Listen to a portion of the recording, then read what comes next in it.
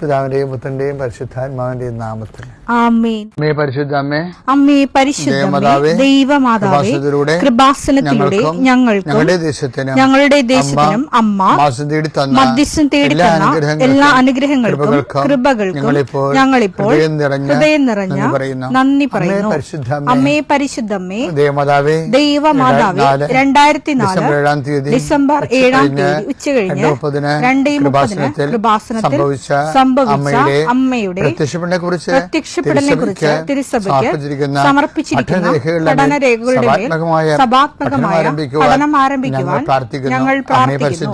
അമ്മേ പരിശുദ്ധമേ, ഭൂസ്വർലോകങ്ങളുടെ രാജ്ഞിയായ അങ്ങേയ്ക്ക് ഭൗമസംരക്ഷണത്തിനായി പ്രപഞ്ചപ്രകൃതിയെ തന്നെ തിരുസഭ പ്രതിഷ്ഠിക്കുവാൻ ഈ പ്രത്യക്ഷീകരണം വഴി ഇടയാക്കണമേ. പരിശുദ്ധമേ, ജപമാല മാതാവേ, സകല കൃപാസനം പ്രാർത്ഥനയോടും ഞങ്ങളിപ്പോൾ പ്രാർത്ഥിക്കുന്ന ഈ കുടുംബത്തിന്റെ പ്രത്യേക നിയോഗം പറ മക്കളെ.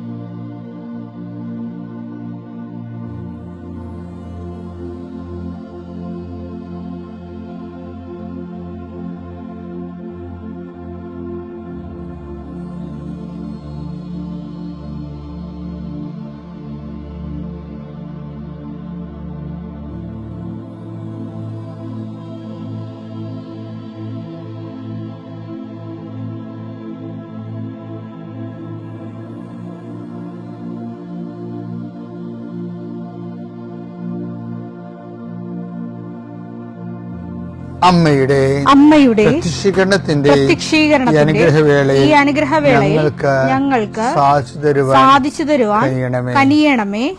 ആമേൻ. വിശ്വാസ പ്രമാണം. സർവശക്തനായ പിതാവും ആകാശത്തിന്റെയും ഭൂമിയുടെയും സൃഷ്ടാവുമായ ദൈവത്തിൽ ഞാൻ വിശ്വസിക്കുന്നു. അവിടുത്തെ ഏകപുത്രനും ഞങ്ങളുടെ കർത്താവുമായ ഈശോമിശിഹായിലും ഞാൻ വിശ്വസിക്കുന്നു. ഈ പുത്രൻ പരിശുദ്ധാത്മാവിനാൽ ഗർഭസ്ഥനായി കന്യകാമറിയത്തിൽ നിന്ന് പിറന്ന് പൊന്തിയോസ് പീലാത്തോസിന്റെ കാലത്ത് പീഡകൾ സഹിച്ച് കുരിശിൽ തറയ്ക്കപ്പെട്ട് മരിച്ച് അടക്കപ്പെട്ട് പാതാളങ്ങളിൽ ഇറങ്ങി മരിച്ചവരുടെ ഇടയിൽ നിന്ന് 3-ാം നാൾ ഉയർത്ത് സ്വർഗത്തിലേക്ക് എഴുന്നള്ളി സർവശക്തിയുള്ള പിതാവായ ദൈവത്തിന്റെ വലതുഭാഗത്തിരിക്കുന്നു. അവിടെ നിന്ന് ജീവിക്കുന്നവരെയും മരിച്ചവരെയും വിധിക്കുവാൻ വരുമെന്നും ഞാൻ വിശ്വസിക്കുന്നു. പരിശുദ്ധാത്മാവിലും ഞാൻ വിശ്വസിക്കുന്നു. വിശുദ്ധ കത്തോലിക്കാ സഭയിലും പുണ്യവാന്മാരുടെ ഐക്യത്തിലും പാപങ്ങളുടെ മോചനത്തിലും ശരീരത്തിന്റെ ഉയർപ്പിലും നിത്യമായ ജീവിതത്തിലും ഞാൻ വിശ്വസിക്കുന്നു. ആമേൻ. സുഖസ്ഥനായ ഞങ്ങളുടെ പിതാവേ, അങ്ങയുടെ നാമം പൂജിതമാകണമേ. അങ്ങയുടെ രാജ്യം വരണമേ. അങ്ങയുടെ തിരുമനസ് സ്വർഗത്തിലെ പോലെ ഭൂമിയിലുമാകണമേ. അന്നു വേണ്ടുന്ന ആഹാരം ഇന്ന് ഞങ്ങൾക്ക് തരണമേ. ഞങ്ങളോട് തെറ്റ് ചെയ്യുന്നവരോട് ഞങ്ങൾ ക്ഷമിക്കുന്നത് പോലെ ഞങ്ങളുടെ തെറ്റുകൾ ഞങ്ങളോടും ക്ഷമിക്കണമേ. ഞങ്ങളെ പ്രലോഭനത്തിൽ ഉൾപ്പെടുത്തരുതേ, തിന്മയിൽ ഞങ്ങൾ രക്ഷിക്കണമേ. ആമേൻ. നന്മ നിറഞ്ഞ മറിയമേ, സ്വസ്തി. കർത്താവ് അങ്ങയുടെ കൂടെ സ്ത്രീകളിൽ അങ്ങ് അനുഗ്രഹിക്കപ്പെട്ടവളാകുന്നു. അങ്ങയുടെ ഉദരത്തിൻ ഫലമായി ഈശോ അനുഗ്രഹിക്കപ്പെട്ടവനാകുന്നു. പരിശുദ്ധ മറിയമേ, തമ്പുരാന്റെ അമ്മേ, പാപികളായ ഞങ്ങൾക്ക് വേണ്ടി ഇപ്പോഴും ഞങ്ങളുടെ മരണസമയത്തും തമ്പുരാനോട് അപേക്ഷിക്കണമേ. ആമേൻ. കർത്താവേ, നിന്റെ ഉന്നതമായ നാമത്തിന് സ്വസ്ഥം ചെയ്യുന്നു. കർത്താവേ, നിന്റെ വിശുദ്ധ പൗരോഹിത്യത്തെ മഹത്വപ്പെടുത്തണമേ. കർത്താവേ, സഭയിലുള്ള സാന്നിധ്യം ദൃഢമാക്കണമേ. 39 വർഷം ഞാൻ അർപ്പിച്ച കൃപാന്റെ യുഗതിയായി കൃപാസ്ഥാന ജീവനോടെ പ്രത്യക്ഷപ്പെട്ട മാതാവിന്റെ മാധ്യസ്ഥയിൽ അത്താറയിൽ നടന്ന 10,000-കണക്കിന് ആരാധന ശക്തിയാൽ കൃപാസനത്തിൽ നടന്ന റാലിയുടെ ലക്ഷക്കണക്കിന് ജപമാല പ്രാർത്ഥനയുടെ ശക്തിയാൽ അങ്ങയുടെ മക്കൾക്ക് വേണ്ടി പ്രാർത്ഥിക്കുന്നു. പ്രത്യേകിച്ച് പ്രാർത്ഥനയിൽ തളർന്നു പോയവരെ, പ്രത്യേകിച്ച് പ്രാർത്ഥനയിലെ ബലം നഷ്ടപ്പെട്ടു പോയവർ, അവരുടെ ജീവിതത്തിന് സങ്കടങ്ങളും ദുരിതങ്ങളും കാരണം പ്രാർത്ഥിക്കാൻ പോലും മനസ്സ് തോന്നാത്തവർക്ക് ഈ പ്രാർത്ഥന കൊണ്ട് ഞാൻ നിന്നെ ആശീർവദിക്കുന്നു. ദൈവതരെ, ഈ ആശീർവാദ സമയം നിന്റെ നഷ്ടപ്രതീക്ഷകൾ പൂവണിയുകയും നീ വേണ്ടെന്ന് വെച്ച് അവസാനിപ്പിച്ച എല്ലാ കാര്യങ്ങളുടെ മേൽ കർത്താവ് പുതിയ മുളകൾ നിനക്ക് മുളപ്പിച്ചു തരികയും നീ നിന്നുപോയ കാര്യങ്ങൾ, നീ വേണ്ടെന്ന് വെച്ച് തള്ളിക്കളഞ്ഞ കാര്യങ്ങളുടെ മേലെ ദൈവം നിനക്ക് പുതിയ പ്രത്യാശ നൽകാൻ വേണ്ടി ഞാൻ ആശീർവദിക്കുന്നു. പിതാപുത്രനും പരിശുദ്ധാത്മാശ്വരൂസരെ നീക്കാം. എൻ്റെ പ്രിയപ്പെട്ടവരെ, ദൈവ ആഭിമുഖ്യത്തിലും ആത്മബന്ധത്തിലും വളരുന്നതിന് വേണ്ടിയുള്ള ചില ടിപ്സുകളൊക്കെയാണ് എൻ്റെ കൊച്ചു ജീവിതത്തിൽ ഞാൻ അനുഭവിച്ചിട്ടുള്ള മനസ്സിലാക്കിയിട്ടുള്ളതും ഉള്ള കാര്യങ്ങളാണ് ഞാൻ നിങ്ങൾക്ക് പറഞ്ഞു തരുന്നത്. ഞാൻ നിങ്ങളെ ശ്രദ്ധിച്ച് കാണും, വേറെ വിശുദ്ധന്മാരെയോ അല്ലെങ്കിൽ വേറെ മനുഷ്യരുടെ അനുഭവങ്ങളൊന്നും അങ്ങനെ പറയാറില്ല. അപ്പോൾ എൻ്റെ ബോധ്യത്തിൽപ്പെട്ട കാര്യങ്ങളാണ് പറയുന്നത്. എൻ്റെ ബോധ്യങ്ങളിൽപ്പെട്ട കാര്യങ്ങൾ പറയുന്നതിൻ്റെ ഉദ്ദേശം നിങ്ങളും അത് കേട്ട് ആധ്യാത്മ ജീവിതം നമ്മൾ പറയുന്ന ഭക്തജീവിതം അല്ല. അതിൻ്റെ അപ്പുറത്ത് ദൈവമായിട്ട് ആധ്യാത്മ ജീവിതത്തിൻ്റെ പ്രധാനപ്പെട്ട ഒബ്ജക്റ്റ് എന്ന് പറയണത്, ലക്ഷ്യമെന്ന് പറയണത് ദൈവം തന്നെയാണ്, നമ്മളല്ല. ശരിക്കും ഇപ്പോഴും നമ്മുടെയൊക്കെ പ്രാർത്ഥനാ ജീവിതത്തിൽ പല ആൾക്കാരും പ്രാർത്ഥന ജീവിതം എന്നൊക്കെ പറയുന്നുണ്ടെങ്കിലും നാട്ടു പ്രാർത്ഥനാ ജീവിതം എന്ന് പറയണത് സന്യസ്തരുടെ പ്രാർത്ഥന, സാർപ്പിക പ്രാർത്ഥനാ ജീവിതമല്ല. നാട്ടു പ്രാർത്ഥനാ ജീവിതം എന്ന് പറയണത് നാട്ടുകാർ അവരുടെ ആവശ്യങ്ങൾക്ക് വേണ്ടി പ്രാർത്ഥിക്കുന്ന അവർക്കാണ് അവരുടെ പ്രാധാന്യം. അവിടെ ദൈവത്തിന് വലിയ പ്രാധാന്യമില്ല. വെച്ചാൽ അവർക്ക് അവർ വിചാരിക്കുന്ന കാര്യം നടന്നില്ല എന്നുണ്ടെങ്കിൽ അവർ പ്രാർത്ഥന കുറക്കുന്നുണ്ടല്ലോ. ശരിയല്ലേ? നിങ്ങൾ വിചാരിക്കുന്ന കാര്യങ്ങൾ നടന്നില്ല എന്നുണ്ടെങ്കിൽ പ്രാർത്ഥന കുറക്കുമ്പോൾ അതിൻ്റെ അർത്ഥം എന്താ?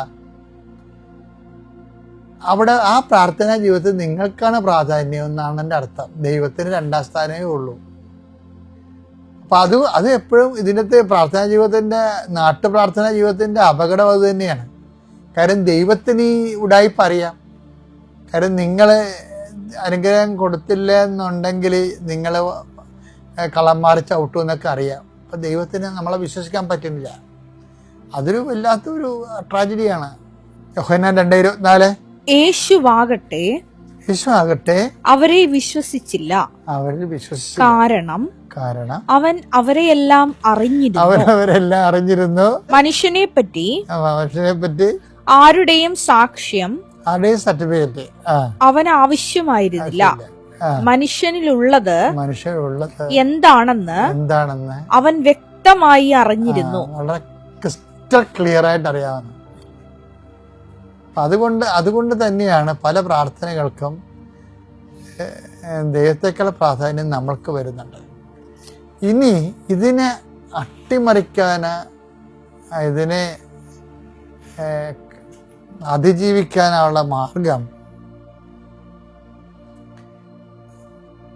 ദൈവത്തിൻ്റെ പേരിൽ ദൈവത്തിനാണ് പ്രാധാന്യമെന്നുള്ളത് നമ്മുടെ ജീവിതം കൊണ്ട് ദൈവത്തെ ബോധ്യപ്പെടുത്തേണ്ടി വരും. അപ്പം നിങ്ങൾ ചോദിക്കും അതിനെന്ത് ചെയ്യുമെന്ന്. അതിനൊരു ചെറിയ ടിപ്പുണ്ട്. എന്ന് വെച്ച് കഴിഞ്ഞാൽ, നിങ്ങളെ യാതൊരുവിധ പേയ്മെൻറ്റും പ്രതീക്ഷിക്കാതെ ഒത്തിരിയേറെ അധ്വാനങ്ങളോ ഈ വിഷയത്തിൽ ഒത്തിരിയേറെ ഈ വിഷയത്തിൽ വിശ്വാസങ്ങൾ നിക്ഷേപിക്കണം. പേയ്മെൻറ്റോ ഇൻട്രസ്റ്റോ ഒന്നും പ്രതീക്ഷിക്കരുത്. നിങ്ങൾക്കിന്ന്, അതായത് പ്രത്യുപകാരമോ പ്രതിഫലം പ്രതീക്ഷിക്കാതെ നിങ്ങളുടെ ജീവിതത്തിലെ കുറേ വിശ്വാസ നിക്ഷേപങ്ങൾ ജീവിത സാക്ഷ്യമായിട്ടുണ്ടായാൽ പതുക്കെ നിങ്ങളുടെ മൂല്യം ദൈവത്തിൻ്റെ സന്നിധിയിൽ വർദ്ധിക്കും. ഇതിന് ബാക്കി അടുത്ത ദിവസം പറയാം. ദൈവ തിരുനാമത്തിന് മഹത്വമുണ്ടാകട്ടെ. പരിശുദ്ധ അമ്മ ജീവനോടെ പ്രത്യക്ഷപ്പെട്ട ഈ പരിശുദ്ധമായ അൾത്താരയിൽ പരിശുദ്ധ അമ്മയുടെ പ്രത്യക്ഷീകരണത്തിൻ്റെ സാക്ഷിയായി എന്നെയും എൻ്റെ കുടുംബത്തെയും ഉയർത്തിയ ദൈവപിതാവിനും ദൈവകുമാരനും പരിശുദ്ധാത്മാവാം ദൈവത്തിനും കോടാനുകോടി മഹത്വവും ആരാധനയും സമർപ്പിക്കുന്നു. എൻ്റെ പേര് Shiny. Wayanad Pulpally Marakavu saint Thomas church ഇടവാക അംഗമാണ്. ഞാൻ ആദ്യമായി കൃപാസന മാതാവിനെക്കുറിച്ച് കേൾക്കുന്നത് 2022 നവംബർ 25 തീയതിയാണ്. എൻ്റെ ഒരു കസിൻ സഹോദരി ഇവിടെ നാട്ടിലായിരിക്കുമ്പോൾ കൃപാസനത്തെക്കുറിച്ച് കേൾക്കുകയും ഉടമ്പടി എടുക്കാൻ പോകുന്നു എന്ന് പറയുകയും ചെയ്തു. ഉടനെ ഞാൻ യൂട്യൂബ് എടുത്ത് അതിനെക്കുറിച്ച് മനസ്സിലാക്കി. അപ്പോൾ എനിക്ക് ഒത്തിരി സങ്കടം തോന്നി. ഇത്രയും കാലമായിരുന്നിട്ടും പരിശുദ്ധ അമ്മ ഇവിടെ പ്രത്യക്ഷപ്പെട്ടു എന്നതിനെക്കുറിച്ച് ഞാൻ അറിഞ്ഞിട്ടുണ്ടായിരുന്നില്ല. ഉടനെ തന്നെ ഞാൻ നവംബർ 27 തീയതി ഓൺലൈൻ ഉടമ്പടി എടുത്തു. ഓൺലൈൻ ഉടമ്പടി എടുത്ത് ഒരാഴ്ചയ്ക്കുള്ളിൽ 3 മണി പ്രാർത്ഥനയുടെ സമയത്ത് പരിശുദ്ധ അമ്മയുടെ സുഗന്ധാഭിഷേകം എനിക്ക് അനുഭവപ്പെട്ടു. തുടർന്ന് 2 ആഴ്ചയ്ക്കുള്ളിൽ ഞാൻ ഇന്തോനേഷ്യയിൽ ഒരു ടീച്ചറായിട്ട് വർക്ക് ചെയ്യുന്നു. പരീക്ഷ സമയമായിരുന്നു. പരീക്ഷ കഴിഞ്ഞ് രാവിലെ 10 മണിക്ക് ഞാൻ സ്കൂട്ടർ ഓടിച്ച് എൻ്റെ അപ്പാർട്ട്മെൻറ്റിലേക്ക് പോകുമ്പോൾ പുറകിൽ നിന്നൊരു കാറ് വന്ന് എന്നെ ഇടിച്ചിട്ടു. ശക്തമായി ഞാൻ തെറിച്ച് വീണു. അതിശക്തമായ വേദനയായിരുന്നു ശരീരത്തൊക്കെ. ഞാൻ നോക്കുമ്പോൾ സ്കൂട്ടർ 2-3 പീസായിട്ട് കിടക്കുന്നു. എനിക്ക് ഒത്തിരി വിഷമം തോന്നി. കാരണം അവിടെ ദേശരാജ്യത്ത് ഒരു അപകടം നടന്നാൽ ആരും തിരിഞ്ഞു നോക്കിയില്ല, ഇടിച്ചിട്ട വണ്ടി ഓടിച്ചു പോവുകയുള്ളൂ. എന്നാൽ അവർ വലിയ കരുണയോടെ എന്നോട് പെരുമാറി എത്രയും വേഗം എന്നെ ആശുപത്രിയിൽ കൊണ്ടുപോകുവാനും എൻ്റെ സ്കൂളിൽ നിന്ന് അധികൃതർ വരുന്നത് വരെ എന്നോട് കൂടെ ആയിരിക്കുവാനും സഹായിച്ചു. പരിശുദ്ധ അമ്മയുടെ വലിയ സംരക്ഷണം ഞാൻ അനുഭവത്തിലൂടെ അനുഭവിക്കുകയായിരുന്നു. അതുപോലെ തന്നെ 28 വർഷങ്ങളായിട്ട് വേരിക്കോസ് വൈനിൻ്റെ വേദന മൂലം ഞാൻ ഒത്തിരിയേറെ കഷ്ടപ്പെട്ടിരുന്നു. കുറച്ച് സമയം എനിക്ക് നിന്നാൽ ഉടനെ ഇരിക്കണമെന്ന് തോന്നും. അതുപോലെ വളരെ അതിശക്തമായ കാൽവേദനയും കട്ടുകഴുപ്പും മൂലം ഞാൻ ഒത്തിരി നാളുകളായി വേദന അനുഭവിച്ചിരുന്നു.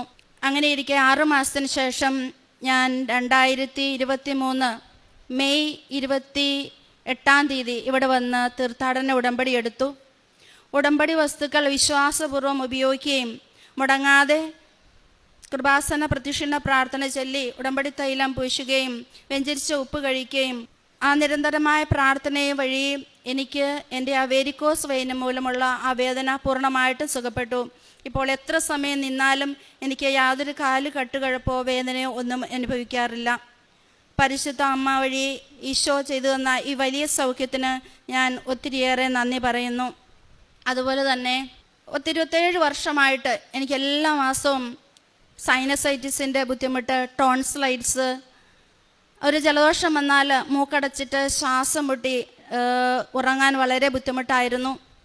ഈ പ്രതിസന്ധികളിൽ നിന്നെല്ലാം അത്ഭുതകരമായി എന്നവണ്ണം ഈശോ പരിശുദ്ധ അമ്മ വഴി എന്നെ സൗഖ്യപ്പെടുത്തി പരിശുദ്ധ അമ്മയുടെ പ്രത്യക്ഷീകരണത്തിന് സാക്ഷിയായി ഉയർത്തി. എല്ലാ മാസവും മുടങ്ങാതെ ആൻറ്റിബയോട്ടിക് ഉപയോഗിച്ചിരുന്ന ഇന്ന് ഞാൻ മരുന്നേ കഴിക്കാറില്ല. പരിശുദ്ധ അമ്മ വഴി എനിക്ക് ചെയ്തു തന്ന ഈ വലിയ സൗഖ്യത്തിന് ഞാൻ ഈശോയ്ക്ക് കൊടാനുകൂടി നന്ദിയും മഹത്വവും ആരാധനയും സമർപ്പിക്കുന്നു. അതുപോലെ തന്നെ ഞാൻ ഇന്തോനേഷ്യയിലെ ഒരു കേംബ്രിഡ്ജ് സ്കൂളിലാണ് വർക്ക് ചെയ്യുന്നത്. എനിക്ക് വചനം പ്രഘോഷിക്കുവാനും ഈശോയെക്കുറിച്ച് കുട്ടികൾക്ക് പറഞ്ഞു കൊടുക്കുവാനും ഒത്തിരിയേറെ ആഗ്രഹമുണ്ടായിരുന്നു.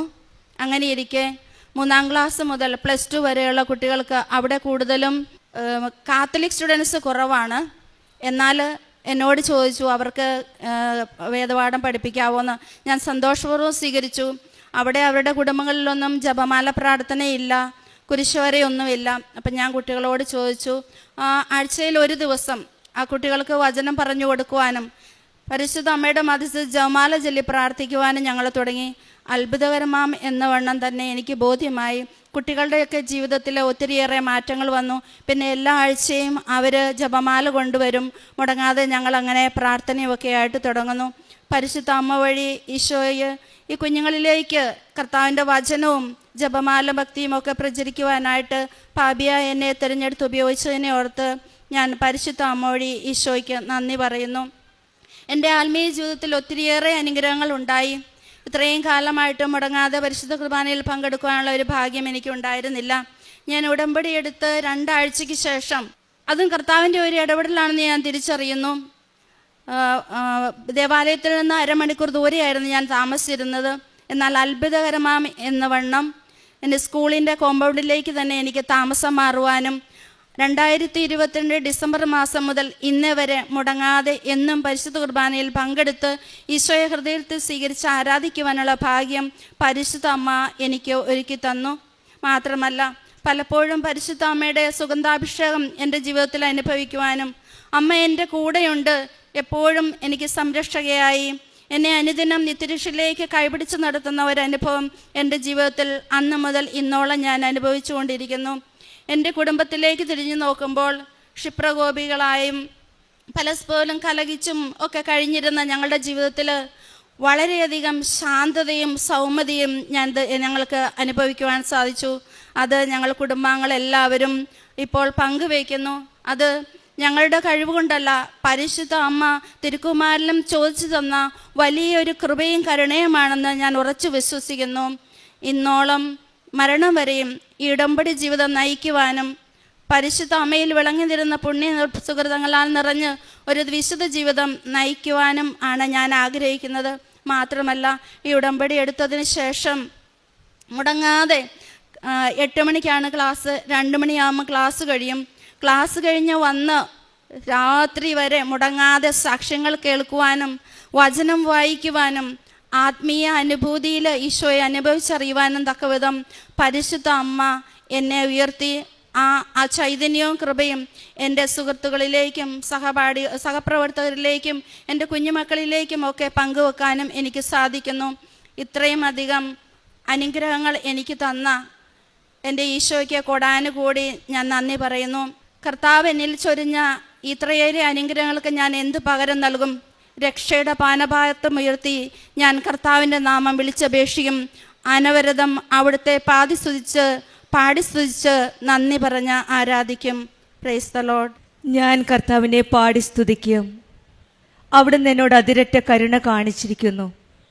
സങ്കീർത്തനം 13:6 ഷൈനി ജോസഫ് എന്ന മകളുടെ സാക്ഷ്യത്തിൽ നിന്ന് നമുക്ക് മനസ്സിലാകുന്നത് ദൈവത്തെ പാടി സ്തുതിക്കുന്ന ഒരു സാക്ഷ്യമാണ്. ദൈവത്തിൻ്റെ അതിരറ്റ സ്നേഹത്തിൻ്റെ ഒരു സാക്ഷ്യമാണ് നാം കേട്ടത്. ഈ മകളുടെ ജീവിതത്തിൽ ഈശോയുടെയും അമ്മയുടെയും ഒരു സംരക്ഷണമാണ് ആക്സിഡന്റ് സമയത്ത് നമ്മൾ കണ്ടത്. ദൈവം നമ്മളെ വാരി ചേർത്ത് പിടിക്കുന്ന ഒരനുഭവമാണ് ഓരോ മക്കളും ഇവിടെ വന്ന് ഷെയർ ചെയ്യുന്നത്. ഉടമ്പടി എടുത്ത മക്കളുടെ കൂടെ ഈശോയും അമ്മയും കൂടെയുണ്ടെന്ന് ഉള്ള സംരക്ഷണത്തിൻ്റെ ഒരു സാക്ഷ്യമാണ് നമ്മൾ പലപ്പോഴും ഇവിടെ കേൾക്കാറുള്ളത്. പിന്നീടാണ് ഈ മകൾ പറഞ്ഞത് മകളുടെ രോഗസൗഖ്യത്തിൻ്റെ കാര്യം. വർഷങ്ങൾ പഴക്കമുള്ള രോഗങ്ങളാണ്. 27 വർഷം പഴക്കമുള്ള വെരിക്കോസിൻ്റെ അസുഖവും 28 വർഷം പഴക്കമുള്ള സൈനസൈറ്റിസും പിന്നെ ഉണ്ടായിരുന്ന വയറുവേദനയും ഗ്യാസ്ട്രിക്കും. ഈ രോഗങ്ങളെല്ലാം പരിശുദ്ധ അമ്മയെ ഉടമ്പടിയിൽ കൂടി ലഭിച്ച അമ്മ കൊടുത്ത ഉടമ്പടി തൈലവും ഉടമ്പടി ഉപ്പും ഉപയോഗിച്ചാണ് ഈ മകൾക്ക് കിട്ടിയ രോഗസൗഖ്യങ്ങൾ. ദൈവം തനിക്ക് നൽകിയ കരുണയും സൗഖ്യത്തിൻ്റെയും കാര്യങ്ങളെല്ലാം മറച്ചു വയ്ക്കാതെ ഈശോ തന്ന എല്ലാ അനുഗ്രഹങ്ങൾക്കും നന്ദി പറയാനാണ് ഈ മകൾ ഇവിടെ നിന്ന് നിൽക്കുന്നത്. മകൾ പറഞ്ഞതുപോലെ ഇന്തോനേഷ്യയിലെ ടീച്ചറായിട്ട് ജോലി ചെയ്യുമ്പോൾ അവിടെ മതപരമായിട്ട് വലിയ കാര്യങ്ങളൊന്നും ചെയ്യുവാൻ ഉള്ള സൗകര്യമില്ല, അവസരമില്ല. എങ്കിലും ഈ മകൾ താൻ പഠിപ്പിക്കുന്ന കുട്ടികളുടെ ജീവിതത്തിൽ ആത്മീയമായിട്ടൊരു ചെറിയ മാറ്റമെങ്കിലും വരുത്തുവാൻ ആഗ്രഹിച്ചു. വചനം പറഞ്ഞു കൊടുക്കുവാനും ഈശോ അമ്മയെപ്പറ്റി പറയുവാനും അവരെ നല്ലൊരു ദൈവസ്നേഹത്തിലേക്ക് വളർത്തുവാനും ഈ മകൾ പരിശ്രമിച്ചു. അതുപോലെ തന്നെ മക്കളുടെ ജീവിതത്തിൽ, ഈ കുഞ്ഞുങ്ങളുടെ ജീവിതത്തിൽ ഒരു മാറ്റം കാണുവാൻ ഈ മകൾക്ക് സാധിച്ചു. എല്ലാ ദിവസവും കുർബാന സ്വീകരിക്കാനുള്ള ആഗ്രഹത്തിൽ ഈശോ അമ്മയോടും പ്രാർത്ഥിച്ചതിൻ്റെ ഫലമായി ദേവാലയത്തിനടുത്ത് തന്നെ ഒരു വീട് നൽകി എല്ലാ ദിവസവും ഈശോയെ സ്വീകരിക്കുവാനുള്ള അവസരം നൽകി ഈശോ അവരെ അനുഗ്രഹിച്ചു. ഉടമ്പടി ജീവിതത്തിൽ വരുമ്പോൾ നമുക്കുള്ള ജീവിതത്തിലൊരു മാറ്റമാണ് ജീവിതത്തിലെ ശാന്തവും സൗമ്യതയും എല്ലാം സമാധാനപരമായി എല്ലാ കഷ്ടതകളും ദുഃഖങ്ങളുമെല്ലാം സ്വീകരിക്കാനുള്ള ഒരു മനക്കരുത്ത് നമുക്ക് ലഭിക്കുന്നതാണ് ഉടമ്പടിയിൽ കൂടി. ഈ മകൾ പറഞ്ഞ പോലെ കുടുംബത്തിൽ നല്ലൊരു ശാന്തതയും സന്തോഷവും സമാധാനവും ഉടമ്പടി ജീവിതത്തിൽ നയിക്കുമ്പോൾ ഇവർക്ക് അനുഭവിക്കാൻ സാധിച്ചു. ഇതെല്ലാം സാധ്യമാകുന്നത് ഈശോയും അമ്മയും നമ്മുടെ കൂടെ ഉള്ളപ്പോഴാണ്. ഒരിക്കലും ഈശോയുടെ അമ്മയിൽ നിന്ന് അകന്നു പോകാതിരിക്കാൻ നമുക്ക് പ്രാർത്ഥിക്കാം. ഉടമ്പടി മക്കളെല്ലാം ഉടമ്പടിയിൽ ജീവിതത്തിൽ ഈശോയുടെ അമ്മയോടും ചേർന്ന് നിന്ന് ഉടമ്പടി നിബന്ധനകൾ പാലിച്ച് നമുക്ക് കൂടുതൽ നമ്മുടെ സ്നേഹം ആഴപ്പെടുത്തി ഈശോയുടെ കൂടുതൽ ആ വിശ്വാസത്തിൽ ജീവിക്കുവാൻ നമുക്ക് പ്രാർത്ഥിക്കാം. ഈ മകൾക്കും കുടുംബത്തിനും ലഭിച്ച ഈ രോഗസൗഖ്യത്തിനും മറ്റെല്ലാ അനുഗ്രഹങ്ങൾക്കും നമുക്ക് കരങ്ങളടിച്ച് ഈശോയെ മഹത്വപ്പെടുത്താം. യേശുവെ നന്ദി, യേശുവെ സ്തുതി. പരിശുദ്ധ അമ്മ ജീവനോടെ പ്രത്യക്ഷപ്പെട്ട ഈ അൾത്താരയിൽ സാക്ഷ്യം പറയാനായി എന്നെയും എൻ്റെ കുടുംബത്തെയും ഉയർത്തിയ പരിശുദ്ധ ദേവമാതാവിനോടും തിരുക്കുമാരനോടും കോടി നന്ദി പറയുന്നു. എൻ്റെ പേര് പ്രവീണ. ഞാൻ കണ്ണൂർ ജില്ലയിൽ നിന്നാണ് വരുന്നത്. വയനാട് ജില്ലയിൽ അധ്യാപികയായി വർക്ക് ചെയ്യുകയാണ്. 2023 ഡിസംബർ 7-ന് ഡിസംബർ 21-നാണ് ആദ്യമായി ഞാൻ കൃപാസനത്തിൽ വന്ന് അന്ന് ഉടമ്പടി എടുത്തിരുന്നു. ആദ്യമായിട്ട് കൃപാസനത്തെക്കുറിച്ച് ഒരു ധാരണയുമില്ലാതെയാണ് വന്നത്. ഒരു ഫ്രണ്ട് പറഞ്ഞതനുസരിച്ച് വന്നതായിരുന്നു. പക്ഷേ ഇവിടെ എത്തി ആദ്യം കാല് കുത്തുമ്പോൾ തന്നെ ഒരു ടീച്ചർ അടുത്ത് വന്ന് പരിചയപ്പെടുകയും മുഴുവൻ സമയവും കൂടെ ഉണ്ടാവുകയും ചെയ്തു.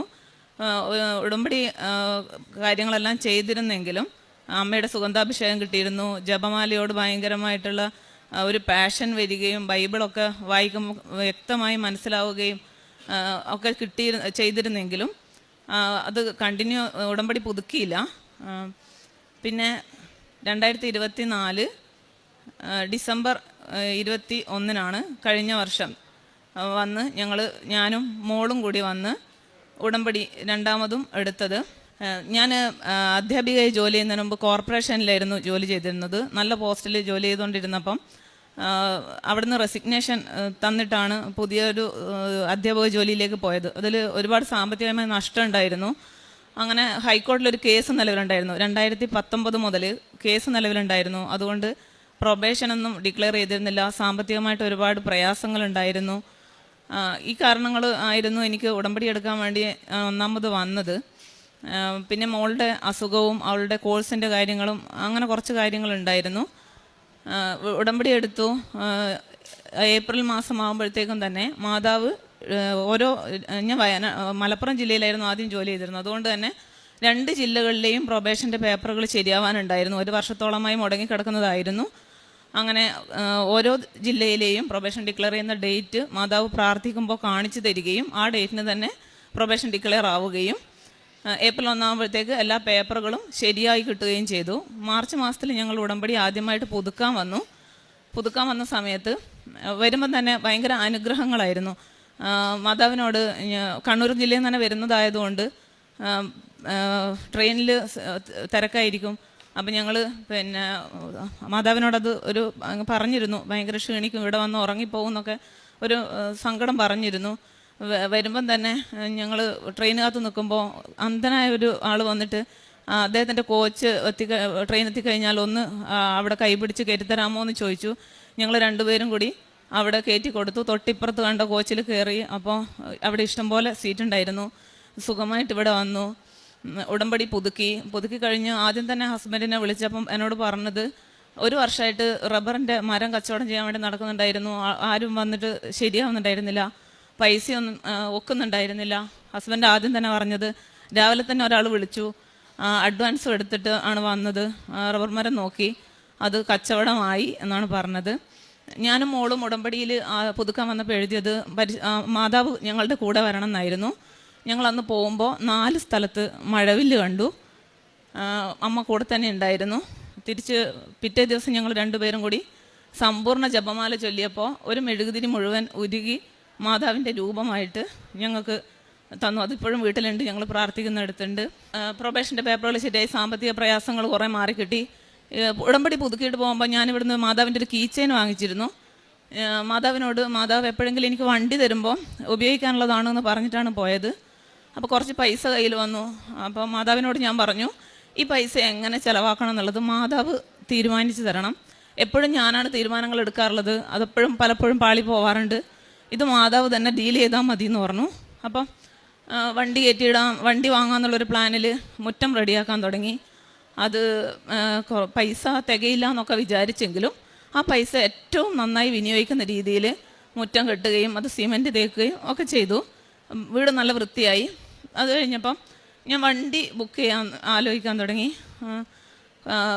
മുറ്റം ഇൻ്റർലോക്ക് ചെയ്യണമെന്നുണ്ടായിരുന്നു, അതിന് പൈസ തികഞ്ഞില്ല. അപ്പം മാതാവിനോട് ഞാൻ പറഞ്ഞു, വണ്ടി ബുക്ക് ചെയ്ത് കഴിഞ്ഞപ്പം അവസാനം ഞാൻ നോക്കുമ്പോൾ ഞാൻ വിചാരിക്കാത്ത അത്രയും നല്ലൊരു വണ്ടി, അതും ഞാൻ ഒരിക്കലും വിചാരിക്കാത്ത ഗ്രേ കളറാണ് ഞാൻ ബുക്ക് ചെയ്തിരിക്കുന്നത്. അപ്പോൾ എനിക്ക് തോന്നി ഇത് മാതാവിൻ്റെ തീരുമാനമായിരുന്നല്ലോ.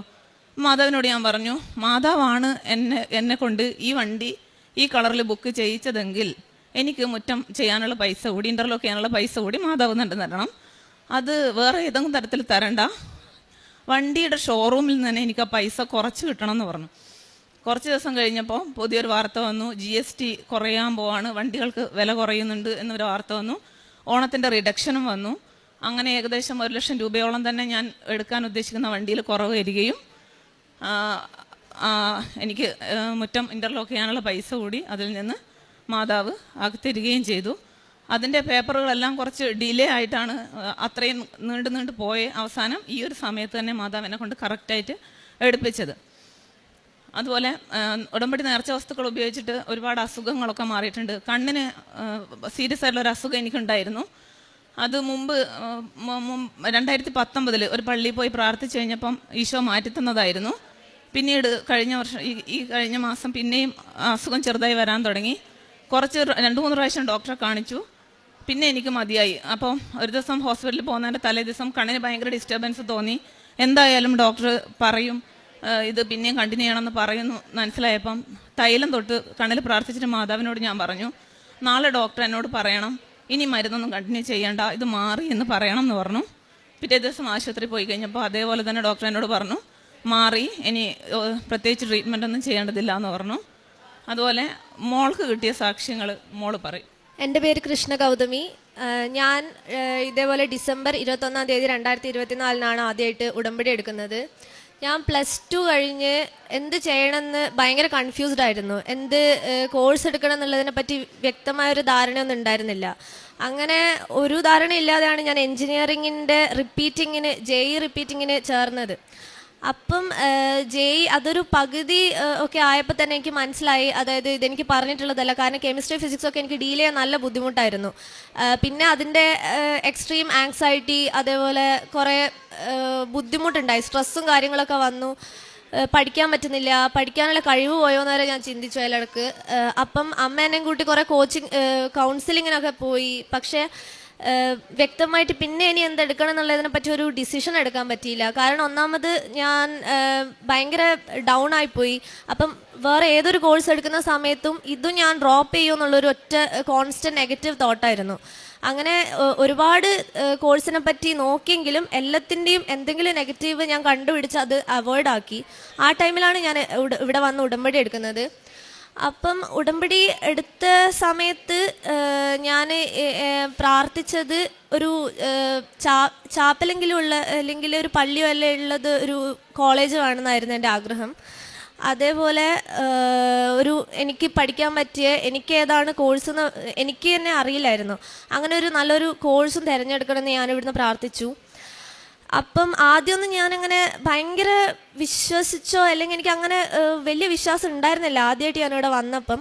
പിന്നെ വീട്ടിൽ നിന്ന് പക്ഷെ ഞാൻ പ്രാർത്ഥിക്കാൻ തുടങ്ങി. പ്രാർത്ഥിച്ചു കുറച്ച് കഴിഞ്ഞപ്പോൾ പിന്നെ എനിക്കിങ്ങനെ എന്തൊക്കെയോ പ്രസൻസൊക്കെ ഫീൽ ചെയ്യാൻ തുടങ്ങി. ഒരു തവണ എനിക്ക് വെള്ളം കുടിച്ചിട്ടില്ലെങ്കിൽ സൈഡ് വേദന വരും. അപ്പം ഒരു തവണ നല്ല രീതിക്ക് വന്നു. ഞാൻ ഇങ്ങനെ ഒരു 2-3 ദിവസം ഞാൻ സ്ട്രെയിറ്റ് കിടപ്പിലായി. പിന്നെ ഭയങ്കര അതിൻ്റെയൊക്കെ ക്ഷീണത്തിൽ നിൽക്കുന്ന സമയത്ത് ഒരു തവണ എൻ്റെ അമ്മ ഒരു സൈഡിലൂടെ ഇങ്ങനെ പോകുന്നതായിട്ട് എനിക്ക് തോന്നി. ഞാൻ കിടന്നതിൻ്റെ ഇപ്പുറം അമ്മയാന്ന് വെച്ചിട്ട് ഞാൻ പിടിച്ചു വലിച്ചു. ഇത് സ്വപ്നമാണോ എന്താണെന്ന് എനിക്ക് അപ്പം മനസ്സിലായില്ല. പിന്നെ ഞാൻ അമ്മയുടെ മടിയിലാണ് കിടന്നത്. പക്ഷെ ഞാൻ ഫീൽ ചെയ്തത് ഒരു ഭയങ്കര സോഫ്റ്റ് ടെക്സ്ചറായിട്ടുള്ളൊരു തുണിയുടെ മേലെ എന്നെ ആരോ കെട്ടിപ്പിടിക്കുന്നത് പോലെ എനിക്ക് തോന്നിയത്. അമ്മ അതിനു മുന്നേ എനിക്ക് വേണ്ടി പ്രാർത്ഥിച്ചിരുന്നു, തൈലം കൊണ്ട് മാതാവിനോട് ഇനി എനിക്കിത് വരരുത്, മാറ്റിത്തരണമെന്ന് പ്രാർത്ഥിച്ചിരുന്നു. അതിനുശേഷം പിന്നെ വന്നിട്ടില്ല, അത് മാറി. അങ്ങനെ പ്രസൻസൊക്കെ കിട്ടിയപ്പോൾ തന്നെ എനിക്ക് തോന്നി ഇത് വെറുതെ അല്ല എന്ന്. പിന്നെ ഞാൻ കുറേ സാക്ഷ്യങ്ങൾ കേൾക്കാൻ തുടങ്ങി. അപ്പം കുറച്ചുകൂടെ വിശ്വാസമായി.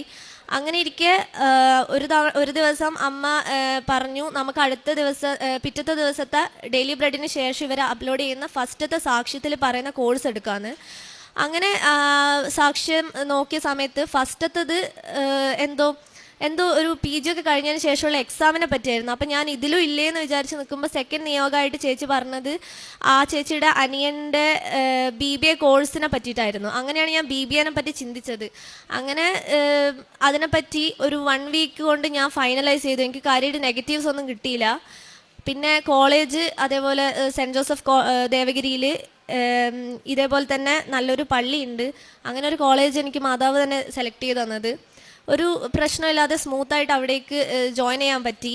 ഞാൻ ഒരു സയൻസ് ബാക്ക്ഗ്രൗണ്ട് വരുന്ന ഞാൻ ഈ ഒരു കോഴ്സ് എനിക്കൊരു പ്രശ്നമില്ല. ഫസ്റ്റ് സെം കഴിഞ്ഞു, അത്യാവശ്യം നല്ല മാർക്കുണ്ട്. പിന്നെ എൻ്റെ ഡ്രൈവിംഗ് ലൈസൻസിൻ്റെ അതേപോലെ ഇഷ്യൂ ഉണ്ടായിരുന്നു. അതായത് ഡ്രൈവിംഗ് ലൈസൻസ് ടെസ്റ്റ് ഞാൻ 2 തവണ ഞാൻ ഫെയിലായി. അതായത് ഞാൻ നല്ല രീതിക്ക് പഠിക്കുന്ന സമയത്ത് ഓടിക്കെങ്കിലും ടെസ്റ്റിൻ്റെ സമയത്ത് എന്തെങ്കിലുമൊക്കെ ടെൻഷൻ കാരണമൊക്കെ ഞാൻ എപ്പോഴും ഫെയിലായി. അപ്പം 2 മാസം ഡിഫറൻസ് വരും. അതായത് ഒരു തവണ ഫെയിലായി കഴിഞ്ഞു ഞാൻ. പിന്നെ അപ്പം ഇത് ഇവിടെ കോഴിക്കോടാണ് ഞാൻ പഠിക്കുന്നത്. കണ്ണൂരേക്ക് പോയി ഇതിൻ്റെയൊക്കെ ഇടയ്ക്ക് പറ്റുന്നില്ലായിരുന്നു. 3ാമത്തെ തവണ ഞാൻ ശരിക്കും പ്രാർത്ഥിച്ചിട്ട് പോയി. എന്നിട്ടും ഇൻഡിക്കേറ്റർ ഇടാനും വിട്ടുപോയി. അതേപോലെ ബാക്കിൽ നിന്ന് വണ്ടി വരുന്നുണ്ടോ നോക്കാനൊക്കെ വിട്ടുപോയി. അങ്ങനെ അയാൾ എന്നെ പിന്നെ ഫെയിലാക്കി. അടുത്ത തവണ അറ്റൻഡ് ചെയ്യുമെന്ന് പറഞ്ഞു. അപ്പം അത് എനിക്ക് ശരിക്കും നല്ല വിഷമമായി. കാരണം ഞാൻ അത്രയും പ്രാർത്ഥിച്ചിരുന്നു, ഇനിയും ഞാൻ വരണമല്ലോ എന്നൊക്കെ ആലോചിച്ച്. അങ്ങനെ ഞാൻ നേരെ അന്ന് കോഴിക്കോടേക്കാണ് പോയത്. പോകുന്ന വഴി ദേവഗിരി കോളേജിൻ്റെ പള്ളി കയറി. അവിടുന്ന് ഞാനൊരു പേപ്പറിൽ മാതാവിൻ്റെ മുന്നിൽ നിന്ന് എഴുതി, എനിക്ക് ഇന്ന് 12 മണി കഴിയുന്ന മുന്നേ ഇത് ഫെയിലായി എന്ന് എനിക്കറിയാം, പക്ഷെ പാസ്സായി എന്നുള്ള മെസ്സേജ് എനിക്ക് എന്തായാലും കിട്ടണമെന്ന് പറഞ്ഞു. പിന്നെ ഞാൻ അതിലെഴുതി, ഇനി അഥവാ ഇല്ലെങ്കിൽ തന്നെ എനിക്ക് കുഴപ്പമില്ല, ഞാൻ മാതാവിനെ എന്തായാലും ഇഷ്ടപ്പെടുന്നുണ്ട് എന്ന് പറഞ്ഞു. അങ്ങനെ എഴുതി അവിടെ വെച്ചു. പിന്നെ എനിക്ക് കോളേജിൽ ക്യാമ്പായിരുന്നു അന്ന്. അപ്പം ക്യാമ്പിൻ്റെ തിരക്കിൽ ഇതൊക്കെ മറന്നുപോയി. ലാസ്റ്റ് രാത്രി 12 മണിയായപ്പോഴാണ് ഫ്രീ ആയത്. അപ്പോഴാണ് ഫോൺ കിട്ടിയത്. അപ്പം ഫോൺ കിട്ടി ഫസ്റ്റ് ഞാൻ കണ്ട മെസ്സേജ് ഞാൻ പാസ്സായി എന്നുള്ളതായിരുന്നു. അപ്പം ഇത് എന്നിട്ടും എനിക്കപ്പോൾ വിശ്വസിക്കാൻ പറ്റിയില്ല. കാരണം ഇത് കാരണം അയാൾ എന്നെ നോക്കി പറഞ്ഞത് ഇത് ഫെയിലായിന്ന്. അപ്പം ഞാൻ എൻ്റെ ഫ്രണ്ടിനെ വിളിച്ചിട്ട്, അവൾ ഓൾറെഡി പാസ്സായതായിരുന്നു, അവളോട് ഞാൻ ചോദിച്ചു ഇത് ശരിക്കും പാസ്സാണോ എന്ന്.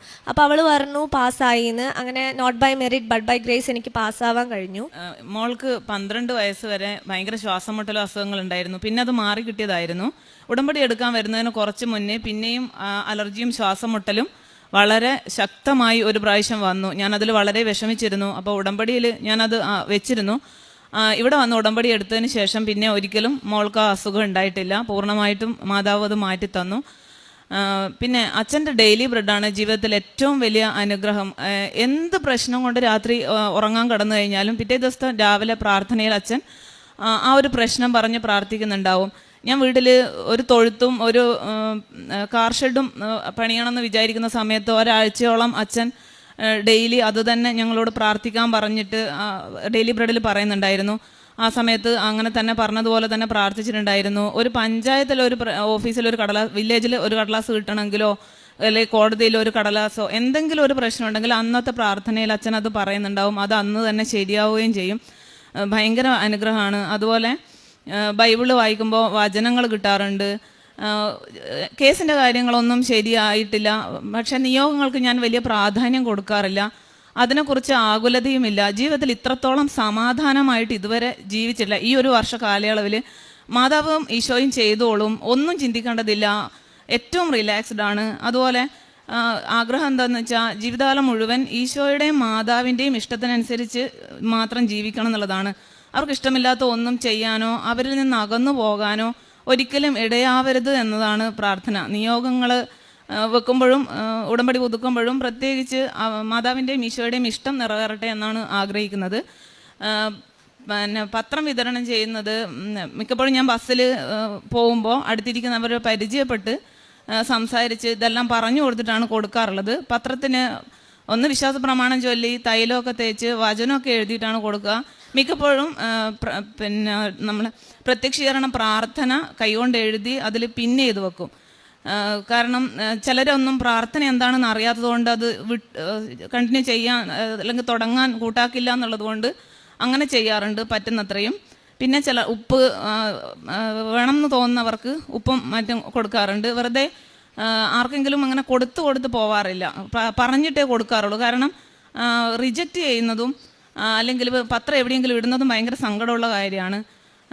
അതുപോലെ പിന്നെ പ്രേക്ഷിത പ്രവർത്തനമായിട്ട് ചെയ്യുന്നത് അനാഥാലയങ്ങളിൽ പോവാറുണ്ട്, പിന്നെ വൃദ്ധസദനങ്ങളിൽ പോവാറുണ്ട്, അവിടെ വേണ്ട കാര്യങ്ങളൊക്കെ വാങ്ങിക്കൊണ്ട് കൊടുക്കുകയൊക്കെ ചെയ്യാറുണ്ട്. ആരെങ്കിലും മുന്നിൽ കൈനീട്ടി കഴിഞ്ഞാലൊക്കെ ഭക്ഷണമാണ് വേണ്ടതെങ്കിൽ അത്, അല്ലെങ്കിൽ എന്താണ് ആവശ്യപ്പെടുന്നത് അങ്ങനെ കൊടുക്കാറുണ്ട്. ഇത്രയും അനുഗ്രഹങ്ങൾ ജീവിതത്തിൽ തന്ന മാതാവിനും ഈശോയ്ക്കും കോടാനുകോടി നന്ദി പറയുന്നു. 2 സാമുവേൽ 22:7 കഷ്ടതയിൽ ഞാൻ കർത്താവിനെ വിളിച്ചപേക്ഷിച്ചു. എൻ്റെ ദൈവത്തോട് ഞാൻ നിലവിളിച്ചു. അവിടുന്ന് തൻ്റെ ആലയത്തിൽ നിന്ന് എൻ്റെ അപേക്ഷ കേട്ടു. എൻ്റെ നിലവിളി അവിടുത്തെ കാതുകളിലെത്തി. പ്രവീണ എന്ന ഈ സഹോദരിയും മകൾ കൃഷ്ണ ഗൗതമിയും വളരെ സുന്ദരമായ അർത്ഥവത്തായ മരിയൻ ഉടമ്പടി സാക്ഷ്യമാണ് നമ്മോട് പങ്കുവച്ചത്. ഏതാണ്ട് 12ഓളം അനുഗ്രഹങ്ങളെ അവർ ആ പറഞ്ഞ സാക്ഷ്യത്തിൽ എണ്ണി നമുക്ക് എടുക്കുവാൻ സാധിക്കും. ഓരോന്നും അമ്മ മാതാവ് കൃത്യമായ അടയാളങ്ങളും സാന്നിധ്യങ്ങളും കൊടുത്തുകൊണ്ട് സന്ദേശങ്ങൾ കൈമാറി നയിച്ചുകൊണ്ട് ആ ജീവിത വിഷയങ്ങൾ ഓരോന്നും പരിഹരിക്കുകയും അനുഗ്രഹമാക്കി മാറ്റുകയും ചെയ്തതാണ് ഈ സാക്ഷ്യത്തിൻ്റെ പ്രത്യേകത. ചേച്ചി അവസാനം പറഞ്ഞ് നിർത്തിയെടുത്താണ് ശരിക്കും സാക്ഷ്യത്തിൻ്റെ മർമ്മമുള്ളതും. ഞാൻ എഴുതി വെച്ച നിയോഗങ്ങളുടെ പുറകെ പോവാറില്ല. അത് എഴുതി വെച്ച് കഴിഞ്ഞാൽ അമ്മ മാതാവിനെയും ഈശോയെ ഏൽപ്പിക്കും. ഞാൻ റിലാക്സായി ഉടമ്പടി വൃത്തിയോടെ ജീവിക്കുവാൻ എന്ന് ശ്രദ്ധിച്ചിരുന്നുവെന്ന്. ഒരു അക്രൈസ്തവ കുടുംബം ഏതാണ്ട് ഉടമ്പടി ആദ്യമൊന്ന് എടുത്ത് ഉഴപ്പിപ്പോയിട്ട് വീണ്ടും രണ്ടാമത് വന്ന് എടുത്ത് 1 വർഷം തികയുമ്പോൾ എത്ര കണ്ട് ഈശോയെയും അമ്മ മാതാവിനെയും അടുത്തറിയുകയും അനുഭവങ്ങളിൽ ഉൾക്കൊള്ളുകയും അനുഗ്രഹങ്ങളായി ലോകത്തോട് വെളിപ്പെടുത്തുവാൻ തക്കവിധം ജീവിതം റിച്ചാവുകയും ചെയ്തുവെന്ന് നമ്മളോട് പറയുകയാണ്. സഹോദരി സൂചിപ്പിച്ചത് ആദ്യത്തേത് പ്രൊബേഷൻ ഡിക്ലെയർ ചെയ്യുവാനുള്ള ഹൈക്കോടതി കേസിൻ്റെ വിഷയമായിരുന്നു. സാമ്പത്തിക ഞെരുക്കങ്ങളിലേറെ ക്ലേശിച്ചപ്പോൾ അമ്മയുടെ കരങ്ങളിലേക്കാണ് അത് ഏൽപ്പിച്ചു കൊടുത്തത്. അമ്മ മാതാവ് അത് വളരെ നിസ്സാരമായി വേഗതയിൽ ക്ലേശങ്ങളെല്ലാം ഒഴിവാക്കി ആ പ്രൊബേഷൻ ഡിക്ലെയർ ചെയ്ത് അതിൻ്റെ ലഭിക്കേണ്ട സാമ്പത്തികമായ എല്ലാ കാര്യങ്ങളും യാതൊരു കുറവുമില്ലാതെ അനുവദിച്ച് നൽകിയതിനെയാണ് സാക്ഷ്യപ്പെടുത്തുന്നത്. സഹോദരി പറയുന്നുണ്ട്, അത് കിട്ടുന്നതിന് മുമ്പ് ഒരു സംഭവം ഉണ്ടായ കാര്യം. അതായത് കൃപാസനത്തിലേക്ക് ഉടമ്പടി എടുക്കാൻ വരുന്നു. കണ്ണൂരിൽ നിന്നായതുകൊണ്ട് നല്ല തിരക്കുണ്ട്. ട്രെയിനിൽ കയറുമ്പോൾ പ്രയാസമാകുമെന്നറിയാം. അമ്മയോട് പറഞ്ഞു, അമ്മയുടെ അരികിലേക്ക് വരികയാണ്, കാത്തോണമെന്ന്. ഉടനെ ഒരു വ്യക്തി, അന്ധനായൊരു വ്യക്തി അതിലേക്ക് കയറുവാൻ വേണ്ടി സഹായം ചോദിക്കുകയും അത് സഹായിച്ച് ഉള്ളിലേക്ക് കയറ്റിവിടുകയും ചെയ്തത് സൂചിപ്പിക്കുന്നുണ്ട്. സഹോദരി പറയുന്നുണ്ട്, തൊട്ടടുത്ത കമ്പാർട്ട്മെൻറ്റിൽ കയറി സ്വസ്ഥമായിരുന്ന് യാതൊരു തിരക്കോ അലച്ചിലോ ഇല്ലാതെ അമ്മ മാതാവ് ഇടം വരെ കൊണ്ടുവന്നു. അതാണ് സംരക്ഷണമെന്ന് പറയുന്നത്. അമ്മയുടെ കരങ്ങളിലേക്ക് ഒരു നിയോഗം ഏൽപ്പിച്ചു കൊടുത്താൽ അമ്മ അതിനുവേണ്ടി ആ ഏറ്റവും സാധ്യതയില്ലാത്തിടത്ത് പോലും ഒരു വഴി നമുക്ക് ഒരുക്കിത്തരും എന്ന പ്രത്യാശ. അതോടൊപ്പം നമ്മൾ സെൻസിറ്റീവായിരിക്കണം. നമ്മുടെ അതിന് തൊട്ട് മുമ്പ് ചോദിക്കുന്ന ഒരു ചെറിയ തോണ്ടലാണത്. ഒരു പ്രവൃത്തി നിനക്ക് ഒരു നല്ല പ്രവൃത്തി ചെയ്യാൻ മനസ്സുണ്ടാകുമോ? വേണമെങ്കിൽ സമയമില്ലെന്ന് പറഞ്ഞു പോകാം, അത് കേട്ടില്ലെന്ന് നടിച്ചു പോകാം, വേണമെങ്കിൽ ഒഴിവാക്കാം, ഏത് മനോഭാവം എടുക്കാം. പക്ഷേ എപ്പോഴും ഓർക്കണം, ഒരു അനുഗ്രഹം നമുക്ക് ലഭിക്കുന്നതിന് മുമ്പ് ദൈവം നമ്മുടെ ജീവിതത്തിൽ ഒന്ന് തൊടാറുണ്ട്. അത് അനുഗ്രഹം സ്വീകരിക്കുവാനുള്ള ദൈവിക മനസ്സ് നമ്മളിൽ രൂപപ്പെട്ടിട്ടുണ്ടോ, ദൈവത്തിന് കൊടുക്കുന്നൊരു മനസ്സ് നമ്മളിൽ വളർന്നിട്ടുണ്ടോ എന്നറിയാൻ വേണ്ടിയാണ്. അതെപ്പോഴും നമുക്ക് അനുഗ്രഹത്തിന് കാരണമായി തീരും. നമ്മൾ ദൈവത്തോട് കൊടുക്കുന്ന ഡിസ്പോസിഷനാണ് ദൈവത്തിൽ നിന്ന് തിരികെ ലഭിക്കുന്ന അനുഗ്രഹങ്ങൾക്ക് എപ്പോഴും വേഗത നൽകുന്നത്. നമ്മൾ നമ്മുടെ കാര്യത്തിന് വേണ്ടി മാത്രം നടക്കുകയും മറ്റാരെയും പരിഗണിക്കുകയും ചെയ്യുന്നില്ലെങ്കിൽ നമുക്കത് അനുഗ്രഹങ്ങൾ ലാഗ് ചെയ്യും, ചിലപ്പോൾ അത് കിട്ടാതെ പോകും. അതോടൊപ്പം സഹോദരി സൂചിപ്പിച്ചു, ഒത്തിരി തവണ മഴവില്ല് കാണുകയാണ്, നിരന്തരം മഴവില്ല് കാണുന്നു. അത് അമ്മ മാതാവിൻ്റെ പ്രസൻസ് ആണ്, എല്ലാവരും കാണുന്നതുമല്ലത്. കാരണം അമ്മയോട് അത്ര കണ്ട് ആത്മാവിൽ യോജിച്ച് ജീവിതത്തെ ക്രമപ്പെടുത്തുമ്പോഴാണ് അമ്മ കൂടെയുണ്ട് എന്ന ഉറപ്പ് മഴവില്ലിലൂടെ നമുക്ക് നൽകുക. അതോടൊപ്പം അത് നമ്മുടെ നിയോഗങ്ങൾക്ക് അനുഗ്രഹത്തിനുള്ള അടയാളം കൂടിയാണ്. മഴവില്ല് കാണുമ്പോൾ നമുക്ക് അതിനോടൊപ്പം തന്നെ എന്തോ ദൈവത്തിൻ്റെ ഒരു അനുഗ്രഹം ജീവിതത്തിലേക്ക് വരാനിരിക്കുന്നു എന്ന സൂചനയും നമുക്ക് ലഭിക്കാറുണ്ട്. സഹോദരി ചേർത്ത് പറഞ്ഞു, വാഹനത്തെക്കുറിച്ചൊരു ആലോചന ഉണ്ടായിരുന്നു. പ്രൊവേഷൻ പൈസ കിട്ടുമ്പോൾ അത് എടുക്കണമെന്ന് ആഗ്രഹിച്ചിരുന്നു. അത് അങ്ങനെ എടുക്കുവാൻ വേണ്ടി തീരുമാനിക്കുകയും വാഹനം കണ്ടെത്തുകയും ചെയ്തു. അത് അപ്പോൾ രണ്ടാമതൊരു കാര്യം കൂടി ചേർത്ത് പറയുന്നുണ്ട്, ഇത്തിരി പണം അതിൽ നിന്ന് മാറ്റി അതിൻ്റെ ടൈലൊക്കെ ഇടാൻ വേണ്ടിയുള്ള ഒരു കാര്യം കൂടി ഒരുക്കി കിട്ടിയാൽ കൊള്ളാമെന്ന്. അത് സഹോദരി സൂചിപ്പിച്ചു. അത് ആ സമയത്താണ് GST കുറഞ്ഞു. അതിൽ നിന്ന് ഇത്തിരി പണം കുറച്ച് പറഞ്ഞതിൽ നിന്ന് കുറച്ചടച്ചാൽ മതിയായിരുന്നു. വാഹനവും ഒപ്പം ആഗ്രഹിച്ച ടൈൽ വർക്കും ഒരുപോലെ ആ പ്രൊബേഷൻ എമൗണ്ടിൽ തന്നെ യാതൊരു മറ്റ് ക്ലേശവും ഇല്ലാതെ അമ്മ മാതാവ് കുടുംബത്തിന് വേണ്ടി ഒരുക്കി കൊടുത്തുവെന്ന ഇതിങ്ങനെ കൈപിടിച്ച് നടത്തുന്നത് പോലെ അനുഗ്രഹം കൂടെ നടന്ന് കൊടുക്കുന്നതാണ് സഹോദരി സാക്ഷ്യപ്പെടുത്തിയത്. അത് പറയുന്നുണ്ട്, എൻ്റെ കൈകളിൽ വാഹനം കിട്ടിയപ്പോൾ കണ്ട കളറ് സിൽവർ ഗ്രേ ആയിരുന്നു. അമ്മയുടെ സാന്നിധ്യത്തെക്കുറിച്ചാണ് സൂചിപ്പിക്കുന്നത്. തിരികെത്തിച്ച് പ്രാർത്ഥിക്കുമ്പോൾ ആ തിരി ഉരുകിത്തിരിയുമ്പോൾ അമ്മയുടെ രൂപമാണ് ഞാനതിൽ കാണുന്നത്. അമ്മയുടെ സാന്നിധ്യത്തെയാണ് വീണ്ടും അത് നമ്മുടെ കരങ്ങളിലേക്ക് ഓർമ്മിപ്പിച്ചു തരുന്നത്. മോളും അതുപോലെ തന്നെയാണ് സാക്ഷ്യപ്പെടുത്തിയത്. എനിക്കൊരു കോഴ്സ് എടുക്കുവാനാവാതെ ഇങ്ങനെ ക്ലേശിച്ച് നിൽക്കുമ്പോൾ ഞാൻ അമ്മ മാതാവിനോട് ചോദിച്ചത് ഇതാണ്, നാളെ ഞാൻ കേൾക്കുന്ന ആദ്യത്തെ സാക്ഷ്യത്തിൽ ഞാൻ എന്ത് കോഴ്സ് എടുക്കണം, അതിനെക്കുറിച്ച് അമ്മ എനിക്കൊരു സൂചന തരണം. അതാണ് മകൾ പറഞ്ഞത്. അടുത്ത ദിവസം ആദ്യത്തെ സാക്ഷ്യമെടുത്ത് കേൾക്കുമ്പോൾ ആ ആദ്യം പറയുന്ന കാര്യം ഞാനുമായി ബന്ധമുള്ളതല്ല. എന്നാൽ രണ്ടാമത്തെ കാര്യം പറയുന്നത് BBA എന്നൊരു കോഴ്സായിരുന്നു. എനിക്ക് അപ്പോഴാണ് അത് കത്തിയത്. ഞാനതെനിക്ക് പറ്റുമല്ലോ എന്ന് തോന്നി. ഞാൻ കോഴിക്കോട് ദേവഗിരിയിൽ BBA ഇന്ന് പഠിക്കുന്നുണ്ട്. അത് കോഴ്സ് കംപ്ലീറ്റ് ചെയ്യുന്നുവെന്ന ഓരോ കാര്യത്തെക്കുറിച്ചും അവർ എന്ത് നിയോഗം പറയുമ്പോഴും കൃത്യമായി പറയും. അത് അമ്മ കൂടെ നടന്ന് ജീവിതത്തെ ഓർമ്മപ്പെടുത്തുന്നു, നയിക്കുന്നു, കൃത്യമായി അതിന് റിസൾട്ട് നൽകി, ഫലം നൽകി സഹായിക്കുന്നു. രണ്ടുപേരും പറഞ്ഞു, ഡെയിലി ബ്രെഡാണ് ജീവിതത്തിൽ എന്നും സഹായിക്കുന്നത്. എന്തെങ്കിലും ഒരു സങ്കടമുണ്ടെങ്കിൽ അടുത്ത ദിവസം രാവിലെ അച്ഛൻ്റെ പ്രാർത്ഥനയിൽ അതുണ്ടായിരിക്കും. ആ ഒരു നിയോഗം ആ പ്രാർത്ഥനയോട് ചേർത്ത് വയ്ക്കുമ്പോൾ അത് കോടതിയിലാവട്ടെ വില്ലേജിലാവട്ടെ ചെല്ലുന്നിടത്ത് അതിൻ്റെ രേഖ, അതിൻ്റെ കാര്യം ഞങ്ങൾക്ക് നടന്നു കിട്ടിയിരിക്കും. അതുകൊണ്ട് നിയോഗങ്ങൾ ലഭിക്കുവാൻ വേണ്ടിയുള്ള ഒരു പരിശ്രമമായിട്ടല്ല ഉടമ്പടിയെ കാണുന്നത്, മറിച്ച് അമ്മ മാതാവിനോടും ഈശോയോടും ഐക്യപ്പെട്ട് ജീവിക്കുവാൻ, വിശുദ്ധിയിൽ ജീവിക്കുവാൻ ദൈവം ഞങ്ങൾക്ക് നൽകിയ അനുഗ്രഹമായിട്ട് ഉടമ്പടിയെ കാണുന്നു. ബാക്കി എല്ലാ കാര്യങ്ങളും അതിൻ്റെ അതാത് സമയങ്ങളിൽ ക്രമപ്പെടുത്തി നൽകുകയും ചെയ്യുന്നുവെന്ന. പ്രിയമുള്ളവരെ, ഉടമ്പടിയുടെ ആത്യന്തിക ലക്ഷ്യം ദൈവത്തെ സ്വന്തമാക്കലാണ്. ദൈവത്തിൻ്റെ ഉടമസ്ഥതയിൽ നമ്മുടെ ജീവിതം മാറലാണ്. നമുക്കുള്ള ആത്മാവിനെ ദൈവത്തിന് കൊടുക്കുവാൻ പറ്റുന്ന വിധത്തിൽ ഓരോ നിമിഷവും ആത്മാവ് വിശുദ്ധിയോടുകൂടി സൂക്ഷിക്കലാണ്. മറ്റുള്ളവരോട് നമുക്ക് ലഭിക്കുന്ന ദൈവാനുഭവങ്ങളെ പങ്കുവെച്ചുകൊണ്ട് വിശ്വാസം കുറഞ്ഞവരെ വിശ്വാസത്തിലേക്ക് നയിക്കുകയും വിശ്വാസമുള്ളവരെ വിശ്വാസത്തിൽ ആഴപ്പെടുത്തുവാൻ നമ്മുടെ ജീവിതം കൊണ്ട് നിരന്തരം ശ്രദ്ധിക്കുകയുമാണ്. നമുക്കറിയാം, ഈശോ സ്വർഗാരോഹണം ചെയ്യുന്നതിന് മുമ്പ് ലോകത്തിന് കൊടുത്ത ഒറ്റ കൽപ്പനയേ ഉള്ളൂ, നിങ്ങൾ എല്ലാവരോടും സുവിശേഷം പ്രഘോഷിക്കുമെന്ന. നമ്മൾ ഏറ്റവും കൂടുതൽ മടിക്കുന്നതും യേശുവിൻ്റെ ഈ മൊഴി ജീവിതത്തോട് സ്വീകരിക്കുവാനാണ്. നമ്മൾ തന്നെ സുവിശേഷം അനുസരിച്ച് ജീവിക്കുന്നില്ല. നമ്മൾ മറ്റുള്ളവരോട് സുവിശേഷം പറയുവാൻ വേണ്ടി അശക്തരുമായി തീർന്നിരിക്കുന്നു, നാണമുള്ളവരായി തീർന്നിരിക്കുന്നു, അതെന്തോ കുറച്ചിലുള്ള കാര്യമായി തീർന്നിരിക്കുന്നു. ഇത് കൃപാസനത്തിലെ മരിയൻ ഉടമ്പടി നമ്മളെ കൊണ്ട് ചെയ്യിക്കുന്ന, നമ്മളെ നിരന്തരം പരിശീലിപ്പിക്കുകയും പഠിപ്പിക്കുകയും ചെയ്യുന്നത് ദൈവനാമത്തെ മഹത്വപ്പെടുത്തി ദൈവത്തിൻ്റെ പ്രേക്ഷിതരായി ലോകം നിങ്ങൾക്ക് എന്ത് വെച്ചു നീട്ടിയാലും അതിന് അവസാനമുണ്ട്, അതിന് പരിമിതിയുണ്ട്, അതിന് കുറവുകളുണ്ട്. അത് അല്പകാലത്തെ സന്തോഷത്തിനും നേട്ടത്തിനു ശേഷം വിട്ടുപോകുന്നതാവും. ക്രിസ്തുവിനെ സ്വന്തമാക്കിയാൽ അത് ജീവിതത്തിൻ്റെ ഏതവസ്ഥയിലും നിങ്ങൾക്ക് അനുഗ്രഹം, നിങ്ങൾക്ക് സമാധാനം, നിങ്ങൾക്ക് സന്തോഷം, കൈമോശം വരാതെ നിലനിൽക്കുവാൻ നിങ്ങളെ സഹായിക്കുമെന്നാണ്. അതുകൊണ്ട് ഉടമ്പടി എടുക്കുന്നത് നമ്മൾ എപ്പോഴും ഓർക്കണം, കാര്യം നേടുവാൻ വേണ്ടിയല്ല, മറിച്ച് ഇതിൻ്റെയൊക്കെ ഉടയവനായ കർത്താവിനെ ജീവിതത്തോട് ചേർത്ത് പിടിച്ച് അവനെ നഷ്ടപ്പെടാതെ ജീവിക്കുവാൻ വേണ്ടിയാണ് നാം ഉടമ്പടിയിൽ ഓരോ ദിവസവും ശ്രദ്ധിക്കേണ്ടതും അതിനുവേണ്ടിയാണ് നാം ആഗ്രഹിച്ച് പ്രാർത്ഥിക്കേണ്ടതും.